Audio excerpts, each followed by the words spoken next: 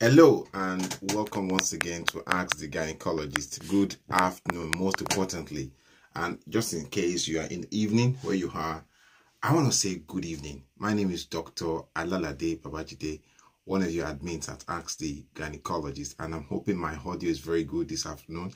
And I'll start talking shortly. And I want to go and talk about today, on a special topic. And I want to challenge us and to get us to understand the reasons why we do investigations and why sometimes pregnancy is not yet happening for some of us. And I understand what people go through. So if you can hear me, let me know and give me some thumbs up, and I'll start talking shortly. I want to say good evening to you. I know I've been off Facebook, off live show for the last 2 days. Most importantly, the reasons were I've been on call nights, and those 3 nights I did were extremely busy. I mean, as in, you start at around 8 p.m. and 5 a.m. you're still on your feet. So I'm not saying this to say, oh, I'm doing something big. No, I'm saying this so you understand that I've not been here for so long because of the fact that I'm off and I'm on nights. And when you get back home at 10 a.m., by the time you sleep, you wake up at 3, 4, 5 p.m., eat, sleep again, 7 o'clock in the evening, you're on the way to work again. And that has been so exhausting and tasking. But, I had to freshen up yesterday, and I'm here with you. I'm grateful to be alive, and I'm sure, and I have no doubt that you too, you are so happy to be here. Today is Sunday, and it's a wonderful time. And I'm sure that most people are doing Thanksgiving in churches, mosques, wherever you are today. It's a wonderful time to be alive, and I'm so grateful. I have no doubt about that. And I'm sure too that where you are too, you are so happy to be here. And by the grace of God, the reasons why we are alive is to put value. And the fact that you're still watching me, you can see me, is a testimony, and it's a fact that your presence on this earth is for a purpose and for a reason. And for that reason, your purpose here would not be zero. Your purpose is to make you heal, and therefore you're going to be.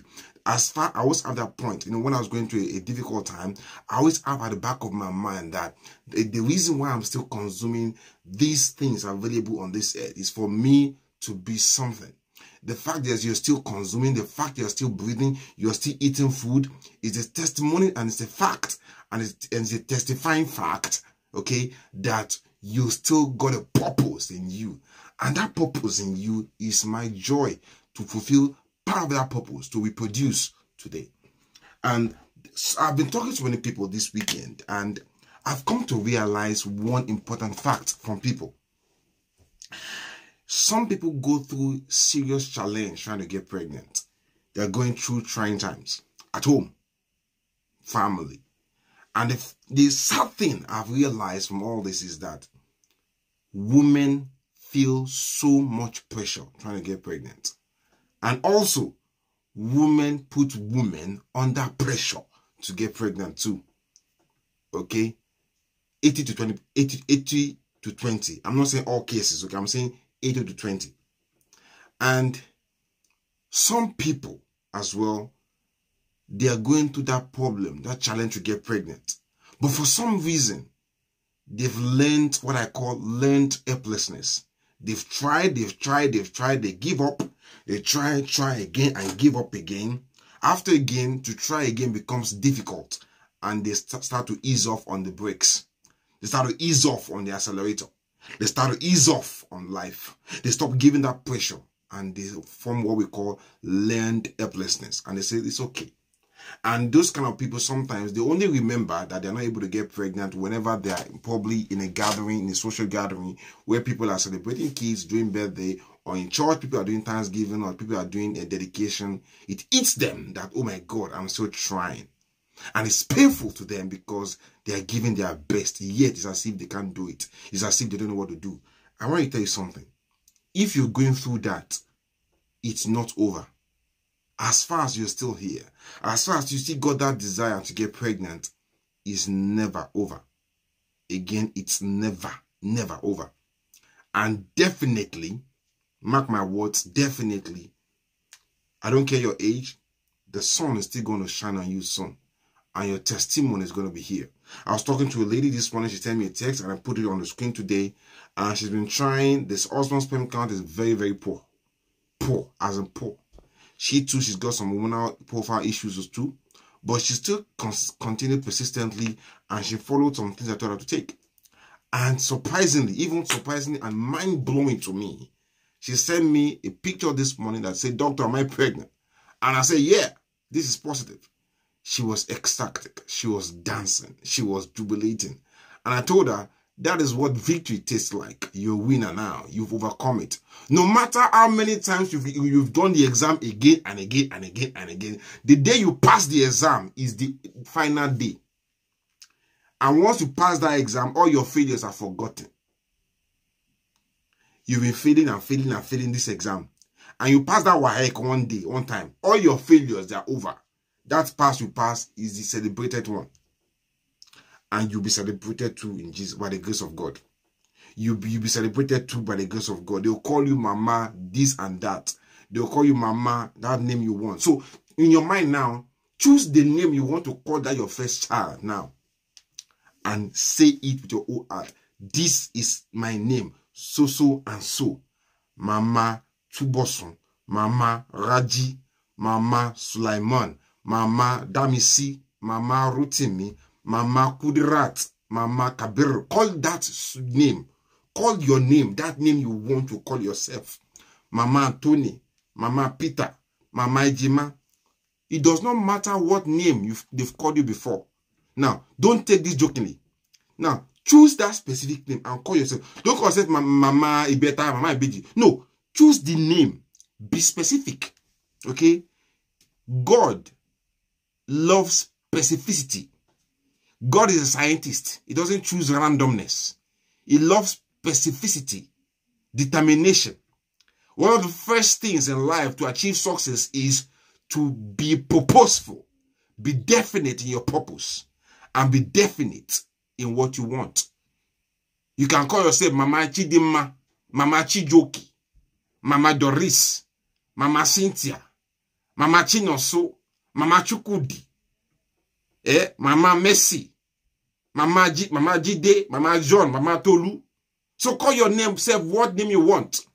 Whether it's Mama Usman, any name.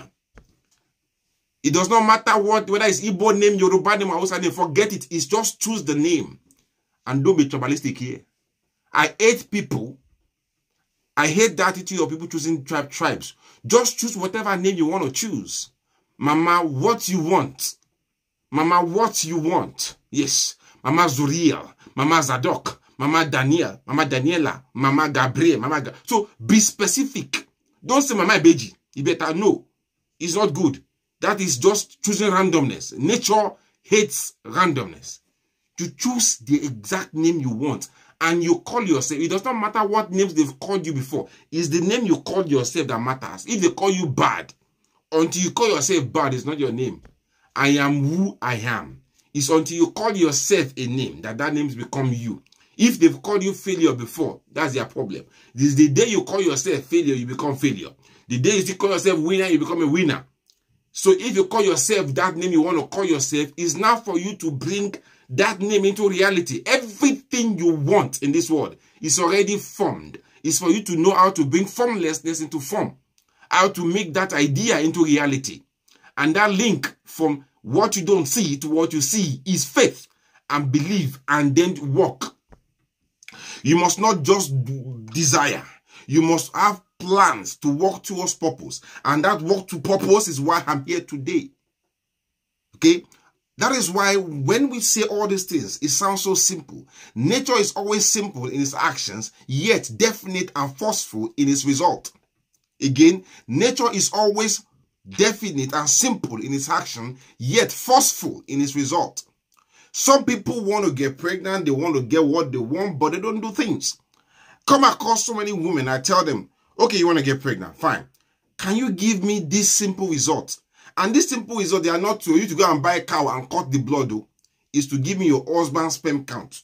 Some men are stubborn. They won't give sperm count. It's as if they want to use that sperm to go and sell guguru and ekpa. Produce sperm or just one teaspoon, they'll be stingy. Produce the sperm. Let's do a test for you. Number one. Number two, I say women do hormone profile. It's too expensive. I can't do it. But you want to born a child. How do you intend to raise that child? It's not going to be expensive. Practically, raising a child is like building a house. Do you know that? The cost of raising a child from day 1 to day year 18 is a mortgage. Anywhere in the world, China, Nigeria, America, anywhere, it's a mortgage. So bringing a child to the world, besetting your mind, that is a mortgage. It's an 18-year mortgage. Okay? But I always have the firm belief too that once God creates a being on this earth, God has designed what that being will consume till they die. Nature is definite. It's for us to know how to guide the children, to parent the children, to guide the children right. I'm not saying you should go and have children you can't train. If you can't desire to create space to train a child, don't have them. Don't bring those innocent souls to this world to come and suffer. Okay? But what I'm saying is I'm applying faith and common sense to life's desires and life's purposes. Okay. So I tell people, do follicular, do follicular hormone, do LH. It's too expensive. I can't do it. Okay, do HSG. It's too expensive. I don't have to. It's causing pain. I don't have the time. But you want to get pregnant. Okay. Do you know these tests I told you to do? They're just simple, basic tests. In fact, if we find any concerns amongst those tests, we will even request you to do extra checks to clarify and to itemize what is wrong. For example, now, if you do FSH, you do LH, and I realize that your hormones are not balanced, I'll probably need to give you some treatment and repeat them afterwards to see if the treatment is matching the problem. If you got high prolactin, I say, okay, do your prolactin level 4 weeks after I give you a treatment. Some people don't even do the pre-treatment. Some people don't even want to do any tests. They assume I'm Babalawo, I'll just say something, you get pregnant. No, I'm not Babalawo, I'm a doctor, I'm a scientist. The first things I do is to observe. No matter what I get results, test results, and I extrapolate what could be the problem and what should be done. That is why if I tell a man to do sperm count, if you're a man listening to me, and I told your wife to do sperm count, you to do sperm count, and you are giving that woman a hell of a time, it's not good though, it's evil. And it's very bad. I'm not against men, so don't get me wrong. I'm a man. I don't hate men, neither do I hate women. I was born by a woman, I was raised by a man, and I've been raised by a woman too. And I've got lots of people, women, supporting our cause, and I love my wife. So I don't hate women. Neither do I hate any man, because why will I hate man? God is not stupid now. For God to create man and woman, is got a purpose to bring them together here. So I have no hatred for any man. But I don't like stubbornness. I don't like stupidity. Okay? There's nothing wrong in you. I know you're a big man. There's nothing wrong in you doing sperm count. It won't take a while. And if there's problem, then we know how to address it. If there's no problem there, we know there's no problem. And then case closed. So do your sperm count. It is so you're having sex, masturbating, we produce the sperm. It's not fun for you as a guy. Do you know what women go through to do HSG, to do injection, to do this and that, to do vaginal swab, and all these things we do just to know what could be the problem. And you as a man, just to produce sperm, you're arguing. You're arguing as if I don't know. It doesn't make sense. There's a time I was told to do sperm count too. Yes. But before I did the sperm count, the pregnancy happened. It happened, yeah. So, but I did not say no. I said I would do it. What's the big deal? And if there's problem, we know. Luckily for me and good, and thank God, I didn't get the sperm count done, because by the time the appointment came, pregnancy don't day. It don't happen. We thank God. I give glory to God. But what I'm saying is that if you're a guy you're told to go and do sperm count, don't complain. Just do it. Find the time and do it. Infertility can happen to men 30 to 45% of the times. On average, 40% of infertile couples, the man has the problem. So what is the big deal? And if there's problem, we know how to handle it by the grace of God. Now, to the women. Some women too, they are very, very obstinate. And they will not agree. You tell them, give me your report.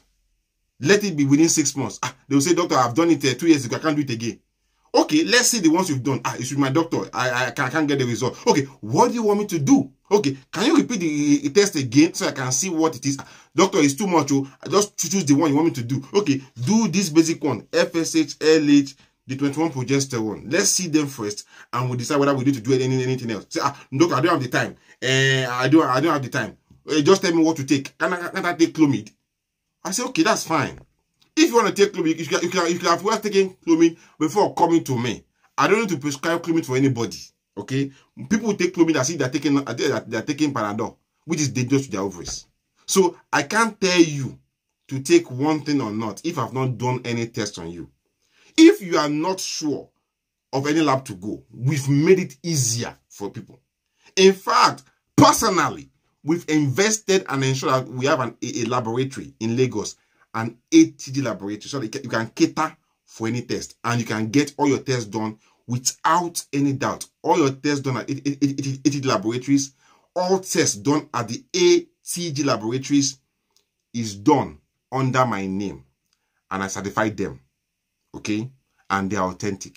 So if you got any fertility test I told you to do, if you're in Lagos, just walk into our laboratory.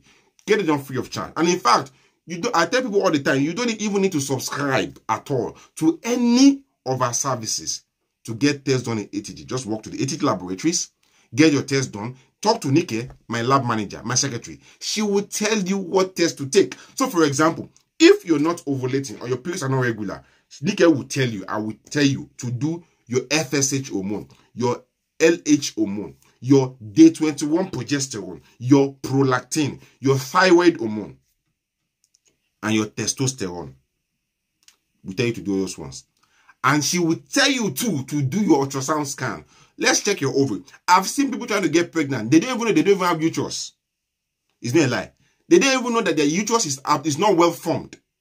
They don't even know that their uterus is not well shaped. They don't even know that they have a scepter in their womb. They don't even know that their ovaries is shrunken, is shriveled. So if you do ultrasound scan, we can check your ovaries and know what's happening with your womb. Some people have polyps in their womb. Some people have fibroid in their womb, and the fibroid is in the womb cavity and is distorting and not allowing the pregnancy to implant, and they're getting miscarriages all the time. Yes, 80 laboratories is in Lagos. We'll come to Abuja soon. We'll come to Port Harcourt soon. Okay? Nika will give you the links and the links to the address of the laboratory. You can call her on Monday and get booked for all your tests with your husband and all your scan as well. And in fact, to make it easier as well, we've opened an ATG IVF center that will be commissioned June, July by the grace of God, where you can do all your IVF procedure, including ICSI safe. ICSI is when the sperm has a problem. We can do everything at the ATG laboratories starting from June, July. Once the IVF lab is ready, I will let you know. You'll be the first to know. And my purpose is that to ensure that IVF becomes so cheap that people on Lagos Island will come to mainland and do the test and do the IVF from Lagos mainland. Yes.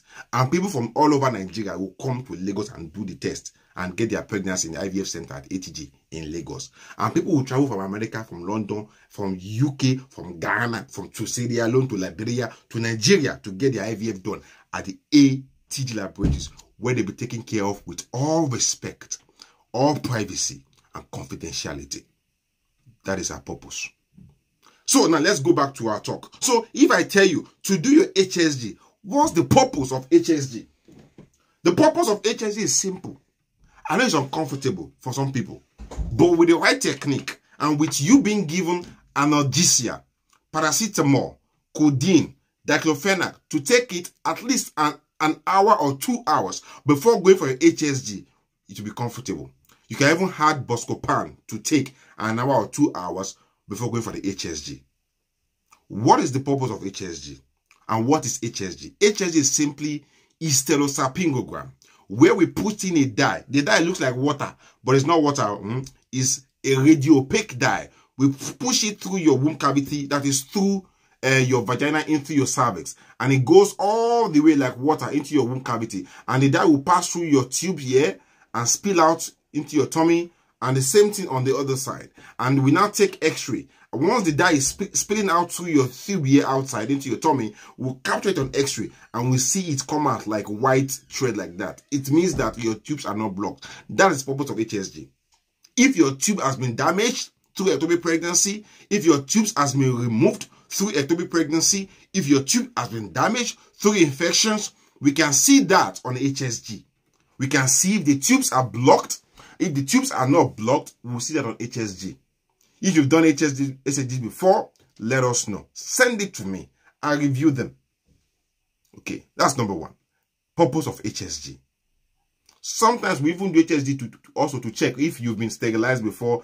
Yeah, we've put some clips in, or what we call issue, to block the tube. We want to check it if it's effective, so on and so forth. Or if we've rejoined your tubes after a sterilization, we want to rejoin the tubes, and we want to see if the anastomosis or the join back of the two ends that were cut have been perfect. We can do HSG, but forget that one for now. For purpose of this discussion, HSG is to check if the tubes are open or they are blocked.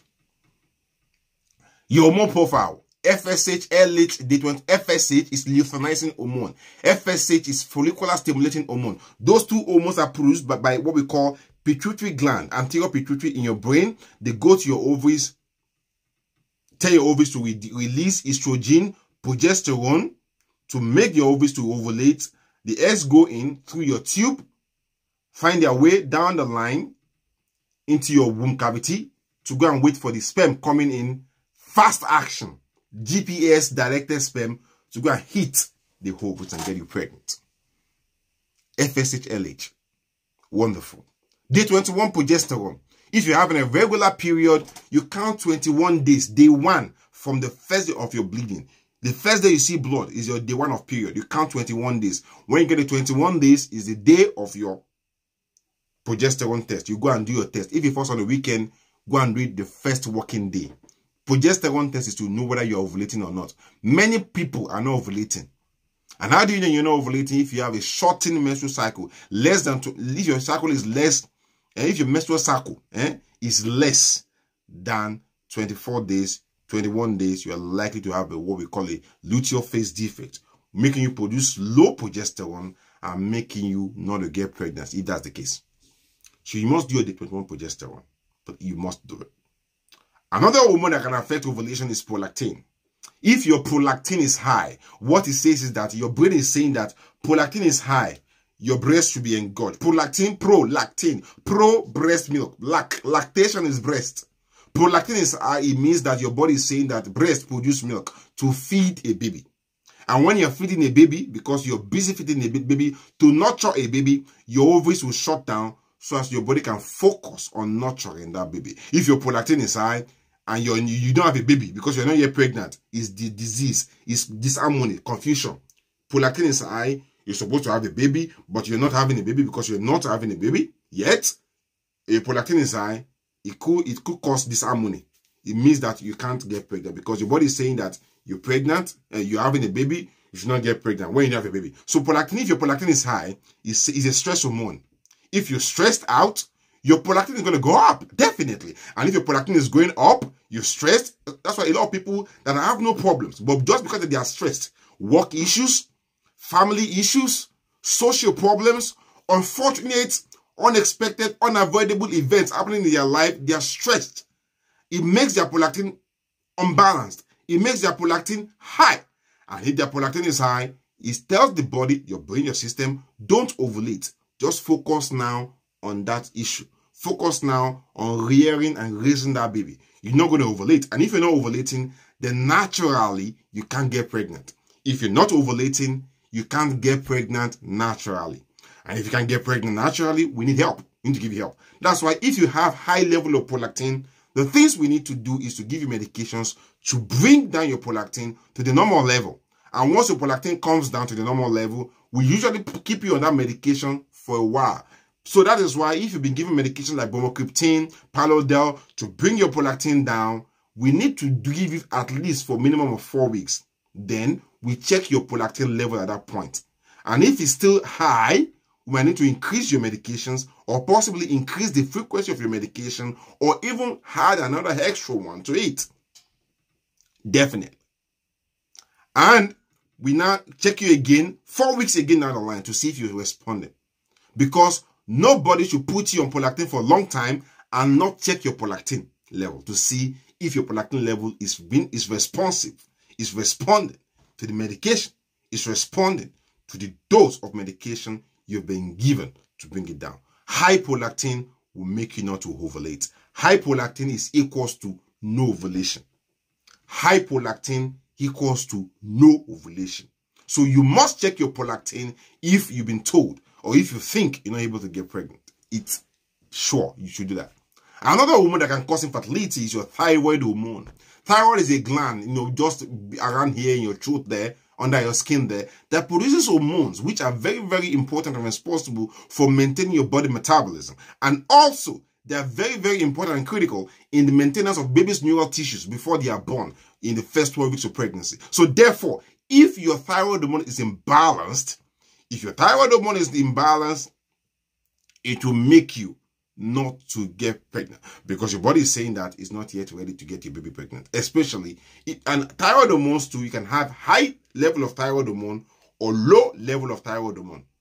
High thyroid hormone or low hyperthyroidism or hypothyroidism. Both of them will cause infertility problems. So again, FSH, LH hormone, day 21 progesterone, prolactin, thyroid hormone, ultrasound scan, HSG, husband sperm count, basic tests to do if you're going through infertility. And in your infertility journey, it's not only you that should be examined. I've seen many women come to me, oh, doctor, just do my own test first. Let me check myself, because my husband is not going to come. Let me just check myself and make sure I'm okay. It's okay to do that, but your husband should be carried along. Some men want to be involved. Some men want to know what's happening to their wives, but some women do not carry the men along. They just assume that the man will not cooperate. Don't assume. Carry your man along. If it's not following, you do your test and then you continue later with him. But in most cases, I've seen women too, they don't carry their husband along. They just assume that the man will not agree.